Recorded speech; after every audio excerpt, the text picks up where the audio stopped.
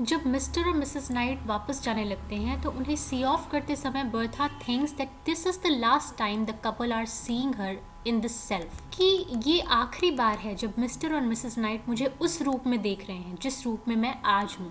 ये कहीं ना कहीं एक तरीके से प्रोफेसी है, क्योंकि वास्तव में अब कुछ ही क्षणों के बाद बर्था की पूरी एग्जिस्टेंस और उसकी लाइफ कंप्लीटली चेंज होने वाली है।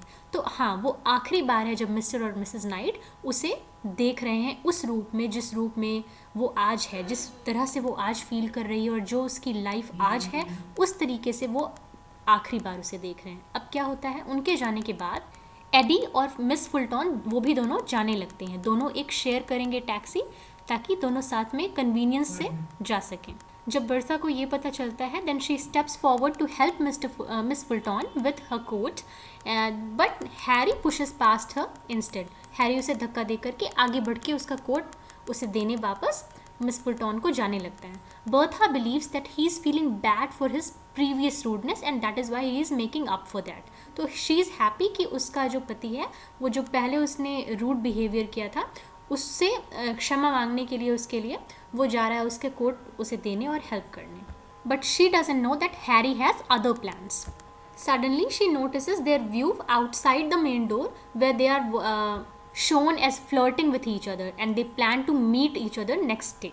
In this moment, everything changes while everyone behaves as if all is the same for everyone. पर बर्था के लिए सब कुछ चेंज हो गया जैसे ही जिस ही क्षण उसे पता चलता है कि her husband is flirting with another woman, her whole existence and her life is changed forever. अब मिस फुलटॉन जाने लगती है एडी के साथ एक टैक्सी में और जाते जाते वो उन्हें गुड बाय कहती है, बर्था उन्हें गुड बाय कहती है, दोनों हाथ मिलाते हैं और मिस फुलटॉन उन्हें उसी पेयर ट्री के बारे में फिर से याद दिलाती हैं और फिर वो चली जाती हैं। अब क्या होता है, मिस फुलटॉन आगे की ओर जा रही हैं और उनके पीछे एडी धीरे धीरे चल रहा है। ये इमेज बर्था को कुछ वैसी ही दो कैट्स की इमेज की तरह लगती है, जैसे एक वाइट कैट आगे आगे जा रही थी और उसके पीछे एक ग्रे कैट चल रही थी।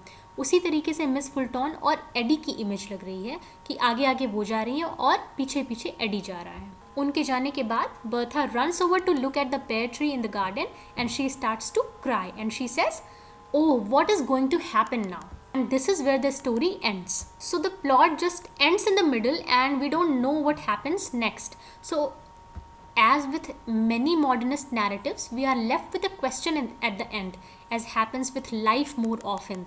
क्योंकि modernist writing में अक्सर हमारी लाइफ की रियलिटी को दिखाया जाता है। तो जैसे लाइफ में हमें किसी चीज़ का कुछ पता नहीं होता है, बहुत सारे अनआंसर्ड क्वेश्चंस रह जाते हैं, बहुत सारी अनसर्टिनिटी होती है हमारी रियल लाइफ में, वैसे ही इस स्टोरी को एक मॉडर्न टेक्निक के साथ लिखा जाने के कारण इसे भी बिल्कुल मिडिल में ही छोड़ दिया गया है कि अब कुछ नहीं पता कि आगे क्या होने वाला है, और बर्सा इसी तरीके से रोते हुए छोड़ दी गई है। और ये जो स्टोरी का एक लूज एंड है वो लाइफ की, हमारी रियल लाइफ की अनसर्टेनिटी को रिप्रेजेंट करता है। तो इस तरह से हम देखते हैं कि यहाँ बहुत सारी इमेजेस और सिंबल्स यूज़ हुए हैं इस स्टोरी में, जो कि एक मॉडर्न राइटिंग टेक्निक है।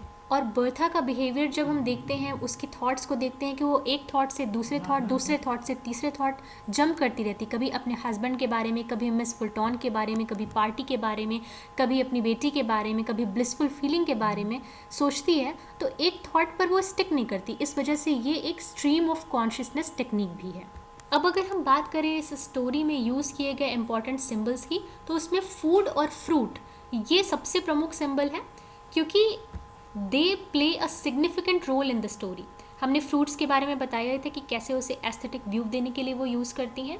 And then talking about food, Bertha's husband Harry at dinner demonstrate a shameless passion for the white flesh of the lobster. This denotes his lust for beautiful white women.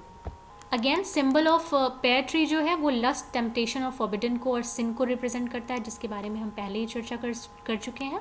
इसके बाद technique की बात करें तो ये बहुत ही, ये जो स्टोरी है थर्ड पर्सन में लिखी गई है, यानी इसे फ्री इनडायरेक्ट स्पीच भी कहते हैं। इसके अलावा स्ट्रीम ऑफ कॉन्शियसनेस टेक्निक का भी यूज़ हुआ है इसमें, और बहुत सारी अंडरलाइन थीम्स हैं जो इस स्टोरी में यूज़ हुई हैं। One of the most gripping themes of the story is sexuality or sexual desire. It is shown in the story that Bertha is not satisfied with her husband and she is ready to have an affair with Pearl, and her husband is also wanting to have an affair with Pearl. इसके अलावा social constraint